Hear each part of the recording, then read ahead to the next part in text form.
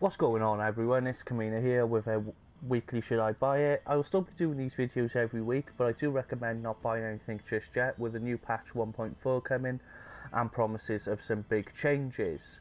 Anyway, what we will do is we will check the vendors this week. So in the base of operations in the special equipment vendor, we have the Historian again this week, a black market RPK 74 with Unforgiving, Stable and Adapt. Then we have a 204 Scar L. Now this comes with Accurate.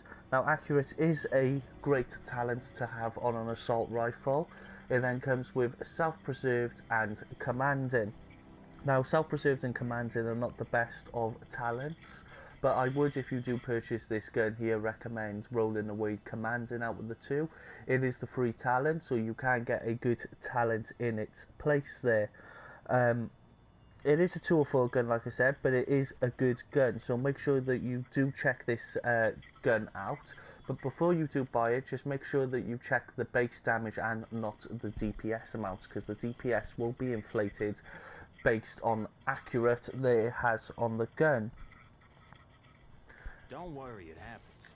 Next then we have the M45A1182 handgun. Not the best handgun, there is better handguns out there, so I wouldn't recommend purchasing this one. No worries, come back. Okay, so in the terminal this week in the special equipment vendor, we have again the Historian. We have a black market SASG-12 that comes with a Predatory, Self-Preserved and Talented. While this is a decent gun, I wouldn't purchase this. It has got some terrible talents on it. Then we have the SOCOM M1A with Adapt, Toxic and Trained on it. Again, I wouldn't look to purchase this weapon here. And then we have the Officer's M9 M1A. So a bit of a disappointment in terms of selection this week in the special equipment vendor in the terminal, and it is nothing worth purchasing here. Okay, so at the special blueprints vendor again in the terminal this week we have the 214 Alpha Bridge knee pads blueprint and a 214 Alpha Bridge holster. We then got the 204 double barrel shotgun blueprint and then a heavy magazine spring blueprint. Also here this week is a level 31 electronics blueprint, so if you don't have that already, be sure to pick it up here. Okay, so in the underground vendor this week we have a 229 enhanced PP19 that comes with Swift, Dominant and Hurried. Now Swift you don't really need on a PP19 or any SMG because they have pretty fast reload speed anyway.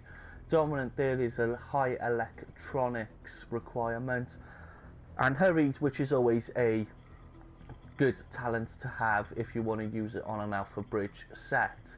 Then we have a 204 PP19 with Fierce again, which is a high electronics requirement, Capable, which improves the handling of the weapon, and Hurried. Now Capable is not something that you would need on an SMG anyway because they are pretty good in terms of their handling. Then we have the Paratrooper SVT, which does come with Accurate, which is always a good talent to have, especially on a sniper rifle. Dominant again there, which requires high electronics, and then Decisive. Now this is not a bad Paratrooper SVD, so I would consider this if you are new to the game and building yourself up, or especially if you're looking for the Alpha Bridge set in terms of running with a sniper, then I would probably consider this SVD. While it's not great, again, it is something there that you could probably use. Then the 163 gun is again the PP19 that comes with Stable, which is not needed on an SMG, Accurate, which is not needed on an SMG, and Hurried. Blueprints this week is a Firecrest knee pads blueprint, Surplus SVD, PP19, Blind and Firecrest 240s, Military G36 204 blueprint, and the X45 pistol blueprint. Then we have again Firecrest and Blind weapon holsters, both 240. Then we got the 214s, Blind knee pads, Firecrest knee pads, Blind weapon holster, and the Firecrest holster. So nothing fantastic again this week in the underground vendor, but let's check over to the dark zone and see what they're selling in DZ3. Not a big deal. I'll see. Okay, so over in the Dark Zone in DZ3 this week, which is the I'm your weapons one-stop vendor, shop. we have an MP7 182. Now, people will always get excited when they see the MP7. However, it does come with some awful talents: swift, sustained, and restored. So I would stay away from purchasing this weapon. Then we have the M870 Express 163 with a dominant, ferocious, and commanding. Again, not another good weapon, so I wouldn't recommend purchasing this. Then we have the custom P416G3 with self-preserved, swift, and unforgiving. We then got the hunting M44 maximum rifle with competent, toxic, and vicious. Now, there's not good talents on this gun here, so I wouldn't recommend purchasing this M44, especially when you're limited in the mods that you can add to the weapon. The next gun then is the military M60E4229 weapon with dominant, fierce, and commanding. While this is the 229 gun this week, it's not excellent talents on it, so I would recommend staying away from that gun. Now, over in Dark Zone for this week, which is the mods bender, you have the electronics and firearm blueprint level 32s here, so if you haven't purchased them already, I would recommend going and picking them up.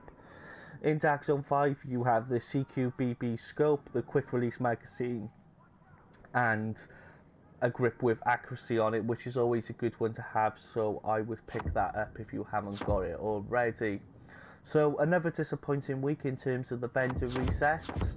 I would probably expect him to be like this now until the update 1.4 comes, when hopefully the vendors will start resetting a lot better and we will have a better selection of weapons.